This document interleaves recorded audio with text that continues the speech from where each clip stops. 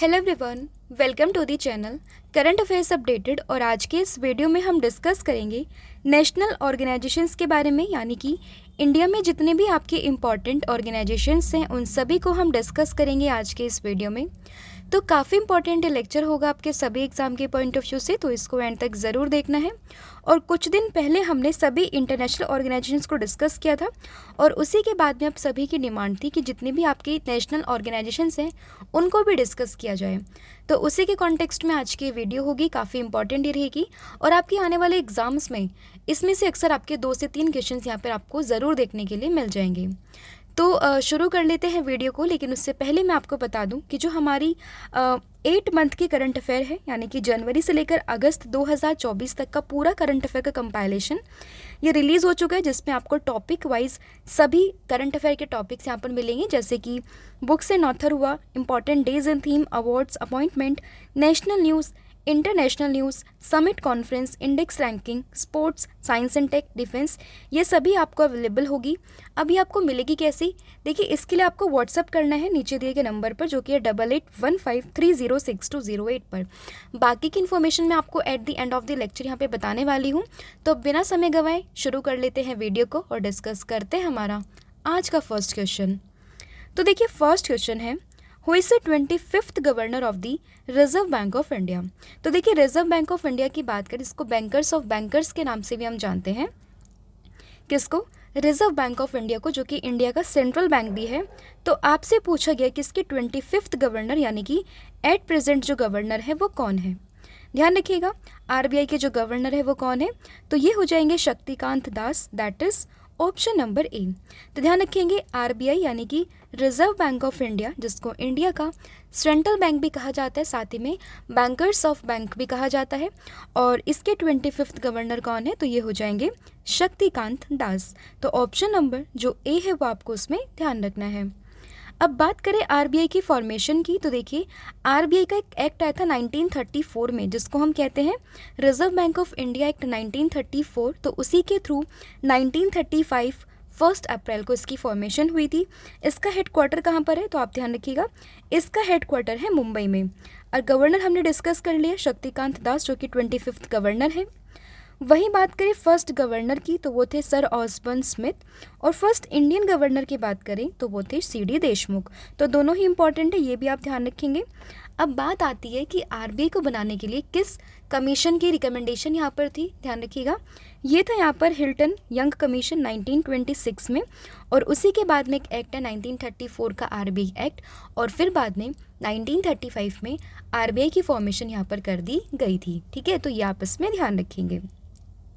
और बात करें इसको नेशनलाइज कब किया था, तो 1949 में, यानी कि जब इंडिया आज़ाद हुआ था 1947 में, उसी के बाद यानी कि 1949 में इसको नेशनलाइज्ड यहाँ पर कर दिया था। तो ये भी आपस में ध्यान रखेंगे।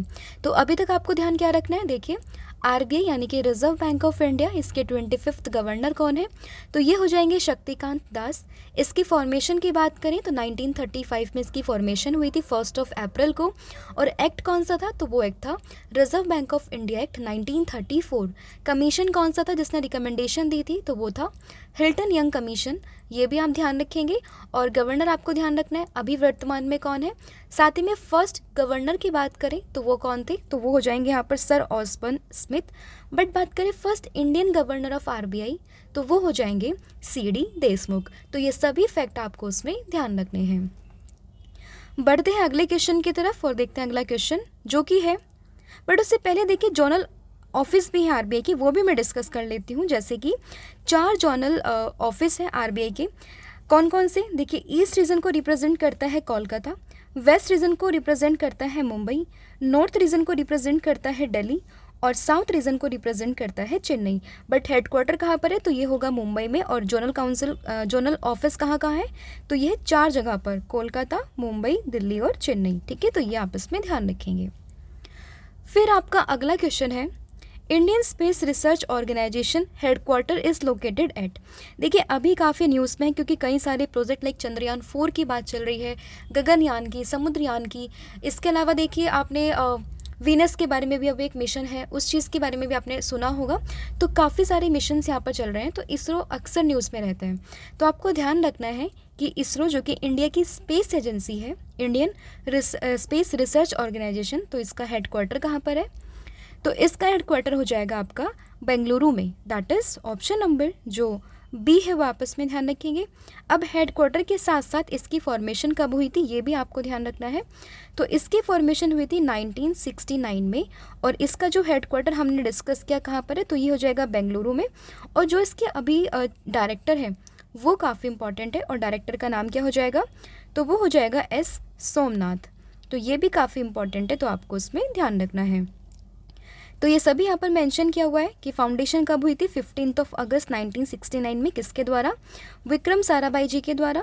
हेडक्वार्टर है इसका बेंगलुरु में, और इसके जो डायरेक्टर हैं अभी वो हैं एस सोमनाथ जी। और इसका ऑब्जेक्टिव क्या है, तो इसका ऑब्जेक्टिव है बेसिकली इंडिया को डेवलप करना। जो स्पेस टेक्नोलॉजी है और डिफरेंट जो भी मिशन होता है उसको कौन रेगुलेट करता है, तो वो इंडियन स्पेस रिसर्च ऑर्गेनाइजेशन इसको क्या करता है, यहाँ पे लीड करता है। तो ये आप इसमें ध्यान रखेंगे। फिर आपका अगला क्वेश्चन और काफ़ी इंपॉर्टेंट क्वेश्चन है, तो ये हो जाएगा who is the chairperson of the security and exchange board of India, that is SEBI. कई बार एग्जाम में सेबी की फुल फॉर्म भी पूछ लेते, तो वो भी आप ध्यान रखेंगे, security and exchange board of India. और आपसे पूछा गया कि इसकी चेयरपर्सन कौन है, तो काफ़ी इंपॉर्टेंट हो जाएगी क्योंकि फर्स्ट वुमेन चेयरपर्सन है ये सेबी की। ध्यान रखिएगा, इनका नाम है Madhabi Puri Buch, that is option number B. तो सेबी की जो चेयरपर्सन है वो कौन हो जाएंगी, तो वो हो जाएंगी Madhabi Puri Buch, that is option number B. इसकी बात करें हेडक्वार्टर की, तो ये काफ़ी इंपॉर्टेंट हो जाता है, तो ये हो जाएगा आपका कहाँ पर, ये होगा आपका मुंबई में। ठीक है, तो सेबी का हेडक्वार्टर कहाँ पर है, मुंबई में है। चेयरपर्सन है माधवी पुरी बुच। और इसकी इस्टेब्लिशमेंट की बात करें तो ये हुआ था 1992 में, इसको एक स्टैट्यूटरी बॉडी का दर्जा यहाँ पर दिया गया, और इस्टेब्लिशमेंट इसकी हुई थी 1988 में। स्टैट्यूटरी बॉडी का मतलब क्या होता है, बेसिकली किसी एक्ट के थ्रू जब कोई चीज़ आती है तो उसको हम बोलते हैं एक स्टैट्यूटरी बॉडी। तो ये भी आप इसमें ध्यान रखेंगे। हेडक्वार्टर हमने डिस्कस किया मुंबई में है, और फर्स्ट वुमेन जो ये बनी है वो कौन है, वो हो जाएंगी माधवी पुरी बुच। तो ये सभी आप इसमें ध्यान रखेंगे। फिर आपका अगला क्वेश्चन यहाँ पर होगा who is the chairperson of the union public service commission, that is UPSC. तो अभी न्यूज़ में थी, तो यूपीएससी की नई चेयरमैन कौन बनी है, ध्यान रखिएगा, ये बनी है Mrs Preeti Sudan, that is option number A. और इन्होंने किसका स्थान लिया, तो इन्होंने स्थान लिया है मनोज सोनी का। तो देखिए मनोज सोनी ने रिसेंटली जून की अप्रॉक्स मंथ में क्या किया, रिटायरमेंट तो नहीं कह सकते, इन्होंने इस्तीफा रेजिग्नेशन यहाँ पर दिया था। और उसी के बाद में जो नई चेयरपर्सन यहाँ पर बनी है यूपीएससी की, वो कौन बनी है, तो वो बनी है प्रीति सूदन। और आपको ध्यान रखना है कि यूपीएससी की हिस्ट्री में ये सेकंड वुमेन यहाँ पर अपॉइंट हुई है, तो ये भी आपको उसमें ध्यान रखना है। ठीक है, तो एट प्रेजेंट चेयरपर्सन कौन हो जाएंगे, तो ये हो जाएंगे Mrs Preeti Sudan, that is option number ए। अगर हम बात करें यूपीएससी की फॉर्मेशन डेट या फिर फाउंडिंग डेट कब है, तो 1 अक्टूबर 1926 इसका फाउंडिंग डेट है। हेडक्वार्टर कहाँ पर है यूपीएससी का, तो ये न्यू दिल्ली में है, ढोलपुर हाउस में। और चेयरपर्सन ये भी बनी है Mrs Preeti Sudan. First chairman कौन थे, तो वो थे सर रोस बारकर।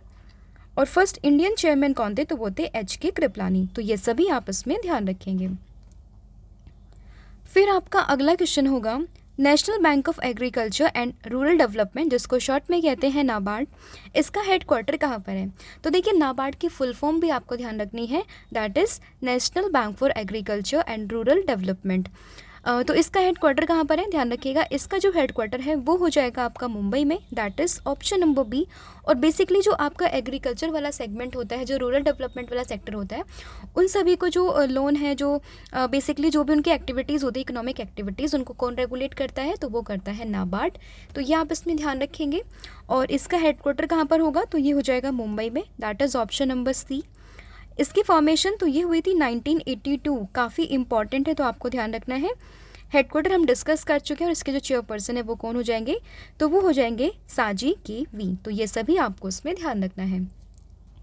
तो देखिए अभी तक हमने डिस्कस किया आपके साथ में आरबीआई के बारे में। 25th गवर्नर है कौन, शक्तिकांत दास जी। उसके बाद 1 अप्रैल को इसकी फॉर्मेशन हुई थी। फिर हमने डिस्कस किया इसरो के बारे में, चेयरपर्सन है एस सोमनाथ। स्टैब्लिशमेंट हुई थी 1969 में, और हेडक्वार्टर है कहाँ पर, बेंगलुरु में। उसके बाद बात करें सेबी की, काफ़ी इंपॉर्टेंट है, हेडक्वार्टर हो जाएगा मुंबई में। चेयरपर्सन है कौन, माधवी पुरी बुच, फर्स्ट वुमेन है, इसलिए काफ़ी इंपॉर्टेंट हो जाता है। और इसकी जो फाउंडिंग डेट है वो है 1992 में। एक स्टैट्यूटरी बॉडी बनी थी बट स्टैब्लिशमेंट इसकी हो गई थी 1988 में। यूपीएससी की बात करें, प्रीति सूदन 1926 में फॉर्मेशन हुई यूपीएससी की, और इसकी जो हेडक्वार्टर है वो कहाँ पर हो जाएगा, तो वो हो जाएगा न्यू दिल्ली में।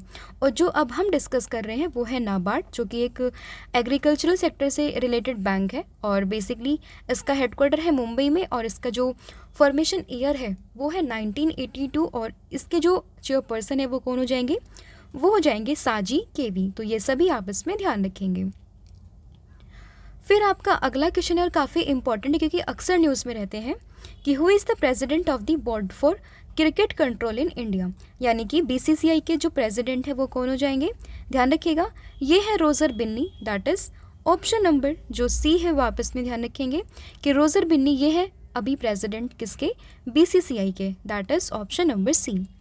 इसकी फॉर्मेशन की बात करें तो 1928 में इसकी फॉर्मेशन हुई थी, मुंबई में इसका हेडक्वार्टर है, और इसका जो ऑब्जेक्ट है बेसिकली एक इंडिया में क्रिकेट के लिए गवर्निंग बॉडी है, यानी कि नेशनल गवर्निंग बॉडी है क्रिकेट के लिए इंडिया में, तो ये आपस में ध्यान रखेंगे।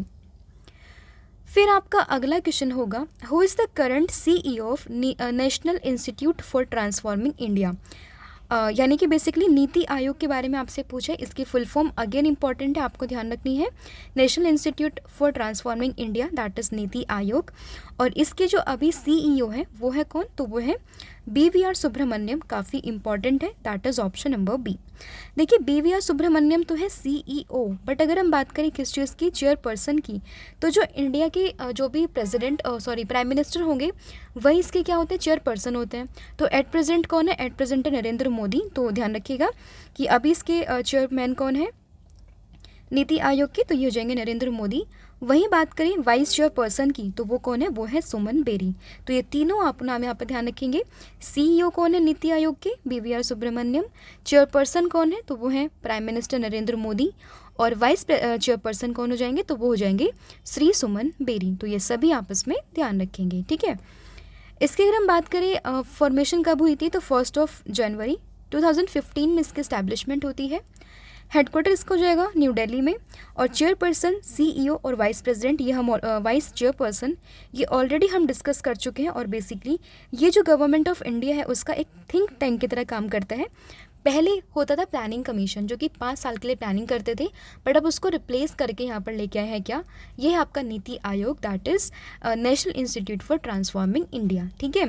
तो सीईओ, चेयरपर्सन और वाइस चेयरपर्सन, फॉर्मेशन और हेडक्वार्टर, ये सभी आपको इसमें ध्यान रखना है।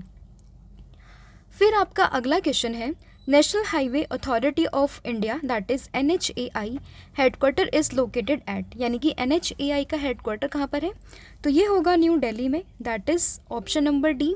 और इसकी जो चेयरपर्सन है वो काफ़ी इंपॉर्टेंट है, तो वो हो जाएंगे संतोष कुमार यादव, ठीक है। और फॉर्मेशन कब हुई थी, तो 1988 में इसकी फॉर्मेशन हुई थी। हेडक्वार्टर है न्यू दिल्ली में, तो ये सभी आपस में ध्यान रखेंगे। फिर आपका अगला क्वेश्चन है, who has taken over as secretary and chairman of the Defense Research and Development Organization, यानी कि DRDO की जो चेयरमैन है, जो सेक्रेटरी है, वो कौन है। तो 4 ऑप्शन है, आपको ध्यान रखना है। DRDO के चेयरमैन और सेक्रेटरी ये हो जाएंगे Sameer Kamat, that is option number D. इसके हेडक्वार्टर की बात करें तो न्यू दिल्ली में इसका हेडक्वार्टर है, और इस्टेब्लिशमेंट ये है 1958 में। देखिए इसरो का हेडक्वार्टर कहाँ पर था, बेंगलुरु में था, बट अगर हम बात करें DRDO की तो इसका हेडक्वार्टर कहाँ पर है, तो ये हो जाएगा न्यू दिल्ली में, ठीक है। इसके चेयरमैन कौन है या फिर आपके सेक्रेटरी कौन है, तो ये है समीर वी कामत, और इसके कौन थे, S सोमनाथ। इस तरीके से रिलेट करके पढ़ना तो आपको जल्दी याद होगा। इसकी अगर हम बात करें फॉर्मेशन की तो 1958 और ये है 1969, तो ये सभी आपस में ध्यान रखेंगे। फिर आपका अगला क्वेश्चन यहाँ पर हो जाएगा, who become the chief election commissioner of India, यानी कि जो हमारा इलेक्शन कमीशन ऑफ इंडिया है उसकी चीफ इलेक्शन कमिश्नर ये कौन है, ध्यान रखिएगा।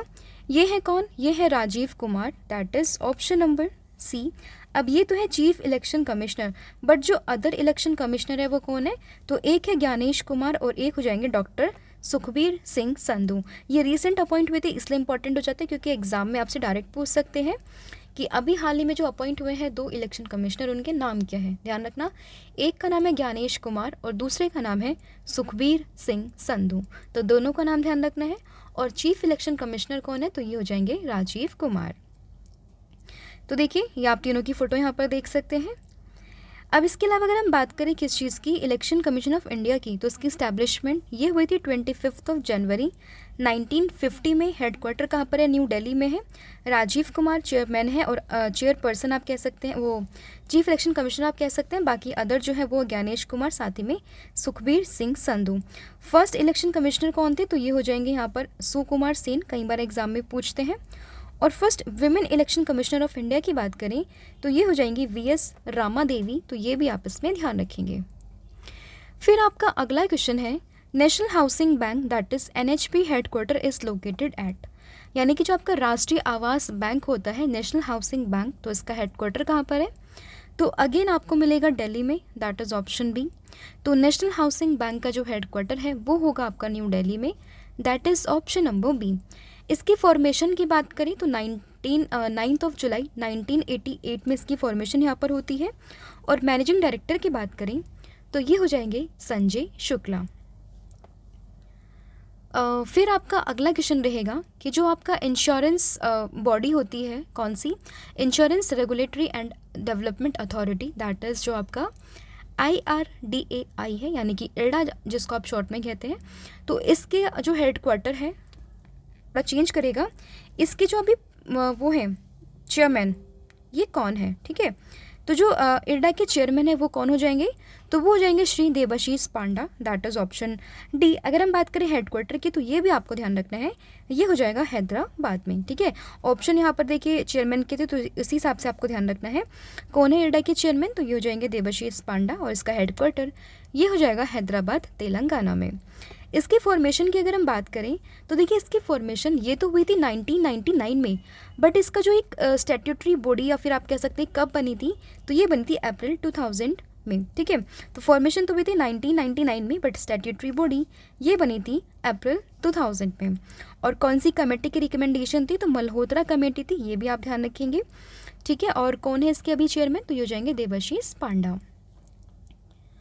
फिर आपका अगला क्वेश्चन है और अगेन काफ़ी इंपॉर्टेंट है कि life insurance corporation that is LIC का हेडक्वार्टर ये कहाँ पर है, तो LIC का हेडक्वार्टर ये होगा आपका मुंबई में, that is option number C. अब इसका हेडक्वार्टर तो है मुंबई में, बट बात करें प्रेसिडेंट की तो वो हो जाएंगे कौन, तो ये है सिद्धांत मोहंती। और इस्टेब्लिशमेंट कई बार एग्जाम में पूछते 1956, तो ये आप इसमें ध्यान रखेंगे, ठीक है। फिर आपका अगला क्वेश्चन रहेगा central bureau of investigation that is CBI, इसका हेडक्वार्टर कहाँ पर है, तो CBI के हेडक्वार्टर की बात करें ये हो जाएगा आपका न्यू दिल्ली में। और इसके जो अभी डायरेक्टर है वो कौन हो जाएंगे, तो वो हो जाएंगे प्रवीण सूद। इस्टेब्लिशमेंट हुई थी 1963 में, हेडक्वार्टर हमने डिस्कस कर लिया है। और आपको ये भी ध्यान रखना है कि जो CBI है यानी कि सेंट्रल जो ब्यूरो ऑफ इन्वेस्टिगेशन है वो अपनी जो पावर है वो कहाँ से डराइव करता है, कई बार एग्जाम में ये क्वेश्चन डायरेक्टली पूछा है, तो वो अपनी पावर को डराइव करता है Delhi special police establishment act 1946 में। मिनिस्ट्री कौन सी आएगी, तो ministry of personnel public grievances and pension, उसके थ्रू ये यहाँ पर रन होती है, बेसिकली आप उसके थ्रू ये आती है, तो ये भी आप उसमें ध्यान रखेंगे। फिर आपका अगला क्वेश्चन रहेगा unique identification authority of India that is UIDAI headquarter कहाँ पर है, तो इसका हेडक्वार्टर होगा आपका न्यू दिल्ली में, that is option number B.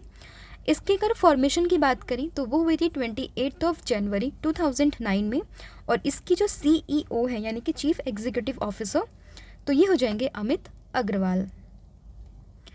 फिर आपका अगला क्वेश्चन रहेगा कि जो telecom regulatory authority of India है दैट इज़ ट्राई, इसके चेयरपर्सन कौन है, अभी अपॉइंट हुए थे इसी साल में, तो इम्पॉर्टेंट हो जाता है।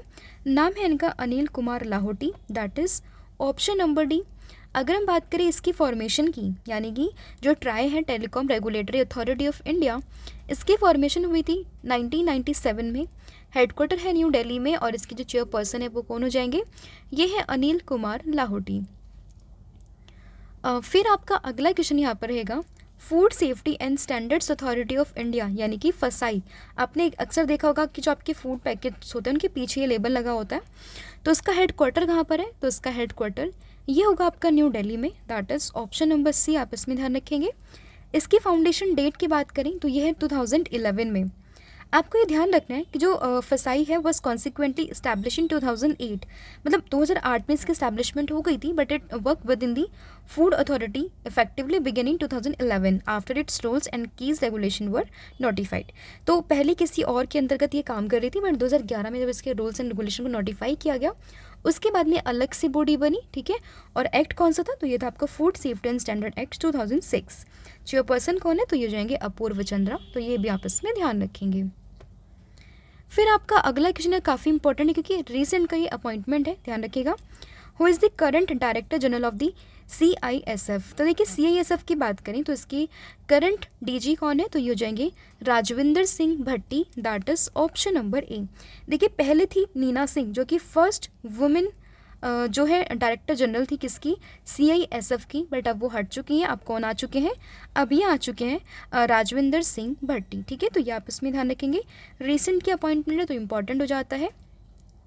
स्टैब्लिशमेंट की बात करें 10 मार्च 1969 में इसकी स्टैब्लिशमेंट होती है।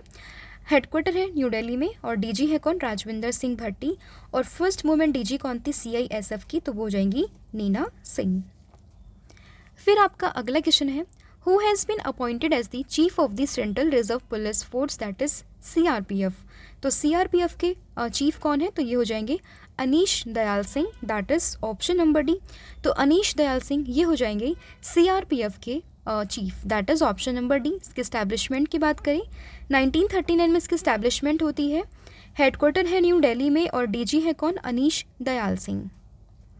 फिर है where is the headquarter of the SIDBI bank. काफ़ी इंपॉर्टेंट है क्योंकि अक्सर जब हम बैंक सुनते हैं तो हमारा दिमाग में आता है कि मुंबई होगा, न्यू दिल्ली होगा, बट इसका जो आंसर होगा वो क्या है, तो इसका आंसर है लखनऊ। कि सिडबी का जो हेडक्वार्टर है वो कहाँ पर है, वो है उत्तर प्रदेश की कैपिटल लखनऊ में, दैट इज ऑप्शन नंबर ए। इसकी स्टैब्लिशमेंट हुई थी 2 अप्रैल 1990 में एक पार्लियामेंट के एक्ट के थ्रू। और इसके जो MD और चेयरमैन है वो कौन हो जाएंगे, वो जाएंगे मनोज मित्तल। और सिडबी की फुल फॉर्म क्या है, तो वो है small industries development bank of India. तो ये भी आप ध्यान रखेंगे। फिर आपका अगला क्वेश्चन रहेगा,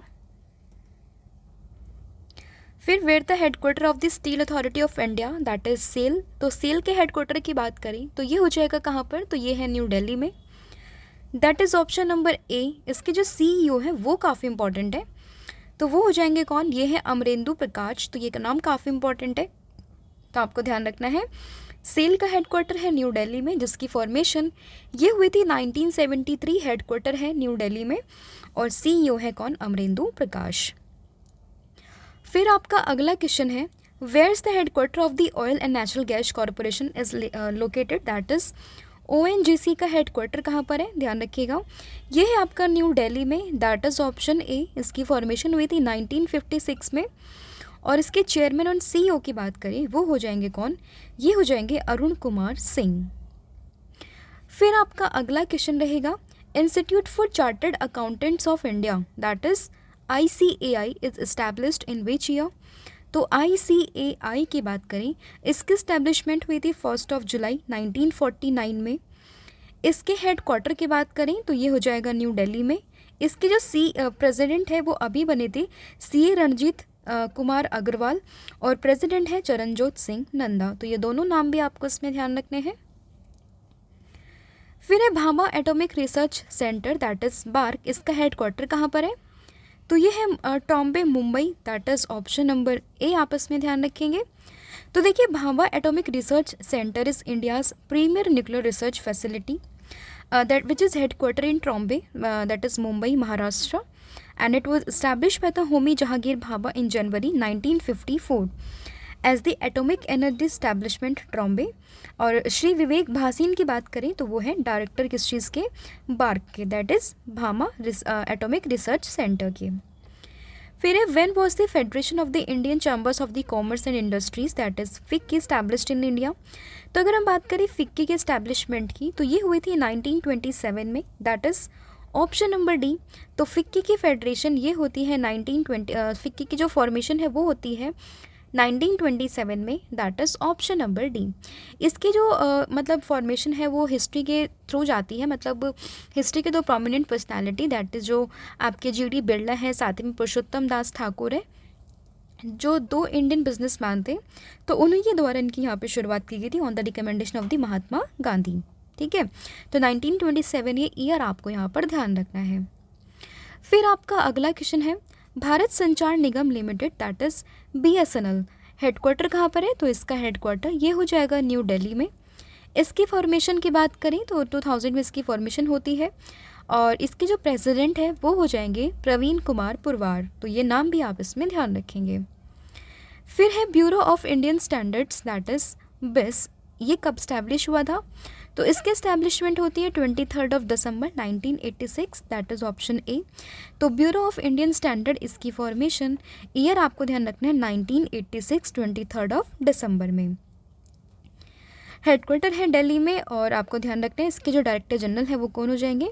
तो वो हो जाएंगे श्री प्रमोद कुमार त्रिवारी। फिर आपका अगला क्वेश्चन है, who is the director general of the border security force, यानी कि BSF के जो DG है वो कौन है? ध्यान रखिएगा, ये हो जाएंगे Daljit Singh Chaudhary, that is option A. अभी अपॉइंट हुए हैं, ध्यान रखिएगा कौन है? Daljit Singh Chaudhary, that is option number A. Formation होती है 1965 में, हेडक्वार्टर कहाँ पर है? न्यू दिल्ली में। फिर नारकोटिक्स कंट्रोल ब्यूरो, अभी सर ने भी इसको करंट में पढ़ाया था, अभी 2-3 दिन पहले की बात है। इसके DG कौन बने हैं? ध्यान रखिएगा, इनके जो DG बने हैं वो बने हैं Anurag Garg, that is option number A. इनके तो आपको DG ही इंपॉर्टेंट है, आपको ध्यान रखना है, नाम है क्या? Anurag Garg, that is option number A. फिर Indian farmers fertilisers cooperative limited that is IFFCO, headquarter कहाँ पर है? तो इफ़को का हेडक्वार्टर होगा आपका न्यू दिल्ली में, that is option number C. और इसके जो चेयरपर्सन है वो हो जाएंगे दिलीप संघानी। ठीक है, ये नाम आपको ध्यान रखना है। और हेडक्वार्टर का है इफ़को का, तो ये हो जाएगा आपका न्यू दिल्ली में। फिर who is the current director general of the CSIR, that is जो council of the scientific and industrial research है, जिसका हेडक्वार्टर आपका दिल्ली में मिलेगा। उसके करंट डायरेक्टर जनरल कौन है? तो ये हो जाएंगी N Kalai Selvi, that is option ए।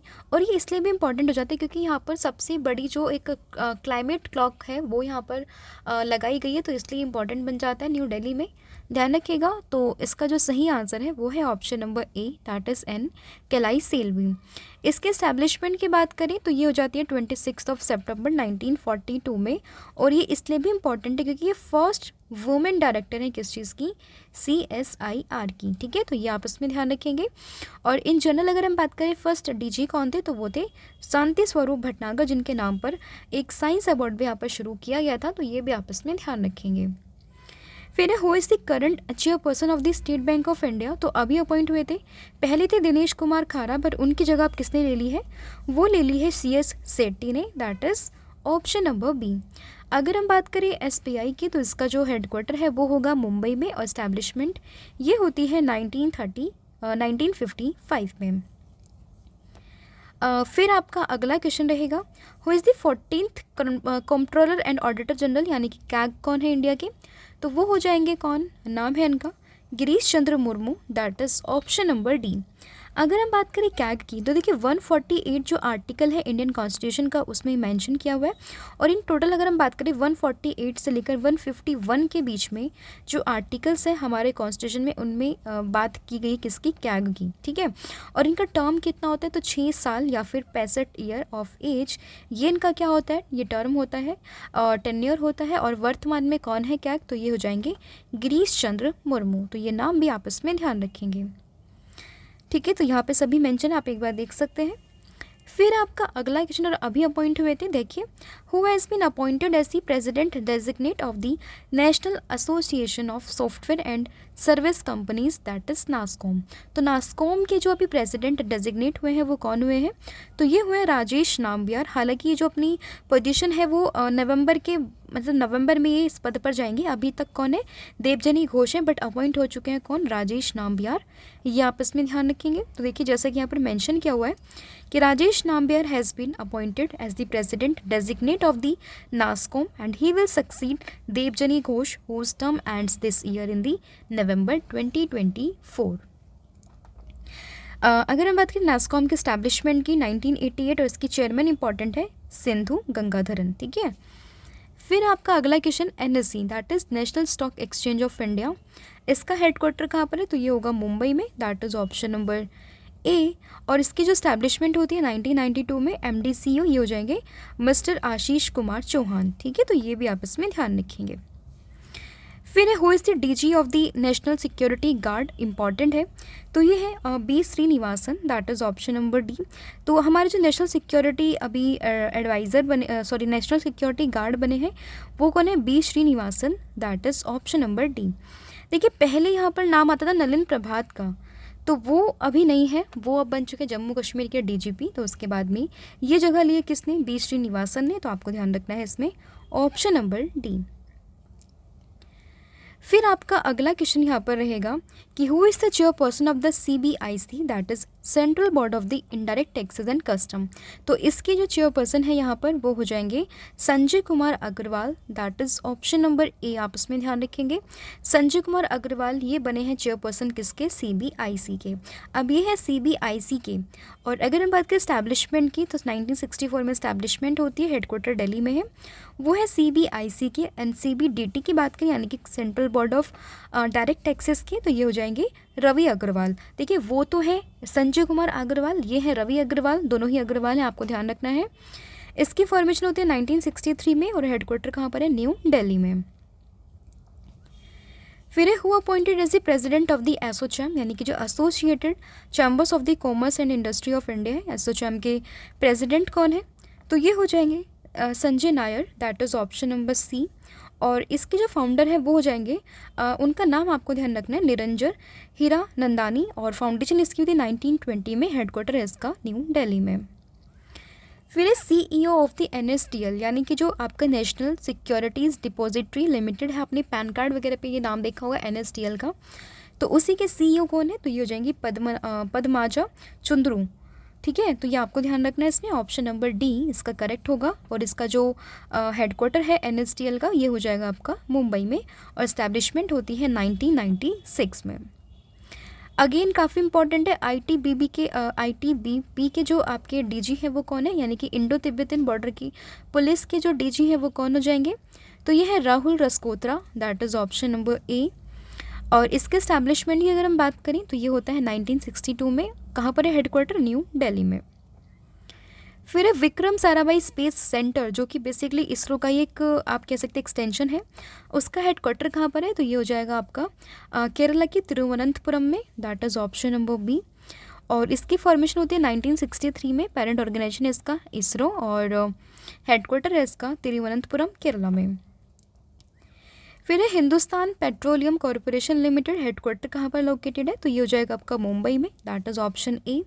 इसके जो प्रेसिडेंट है वो जाएंगे पुष्प कुमार जोशी, स्टैब्लिशमेंट है 1974 में।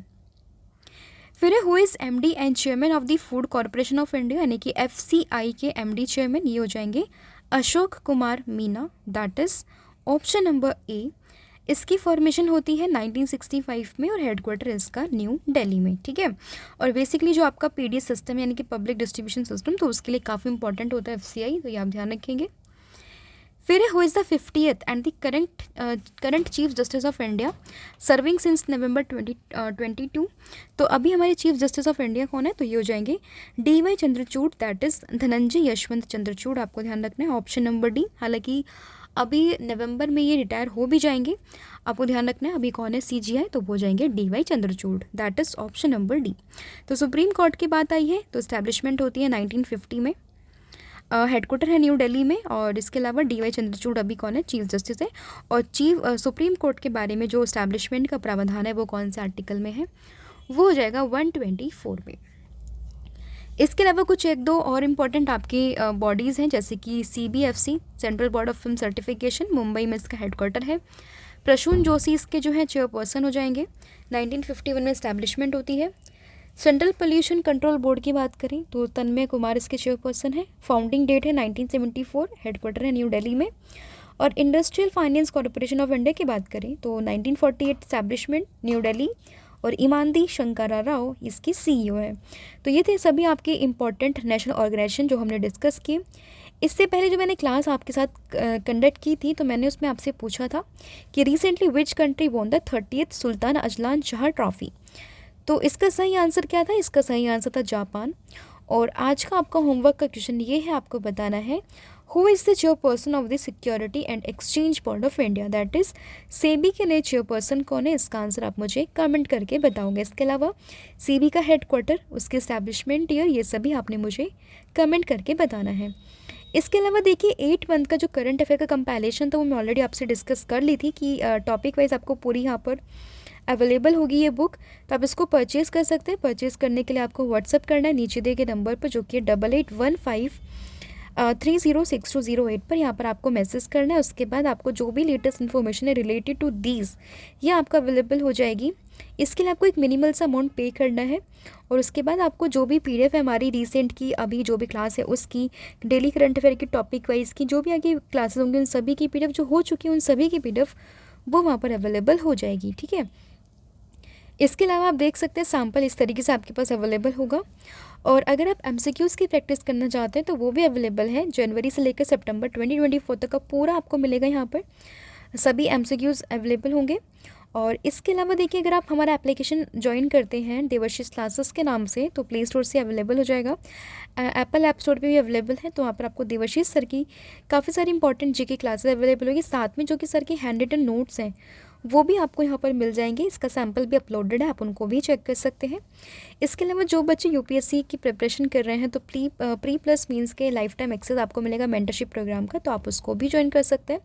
किसी भी क्वेरी के लिए आप हमें कांटेक्ट कर सकते हैं 9098676936 नंबर पर। अदरवाइज़ आप हमें व्हाट्सएप भी कर सकते हैं 8815306208 नंबर पर, ठीक है। तो आज की इस वीडियो में हम इतना ही डिस्कस करने वाले हैं। Thank you so much. इसके अलावा वीडियो कैसी लगी कमेंट करके ज़रूर बताएं। साथ में जो भी आपका फीडबैक रहता है, जो भी आप टॉपिक चाहते हैं, जो भी और हम इम्प्रूव कर सकते हैं, वो सभी आप हमें कमेंट के थ्रू बता सकते हैं। तो आज के लिए thank you so much. Have a good day. Wish you all the very best for your exams.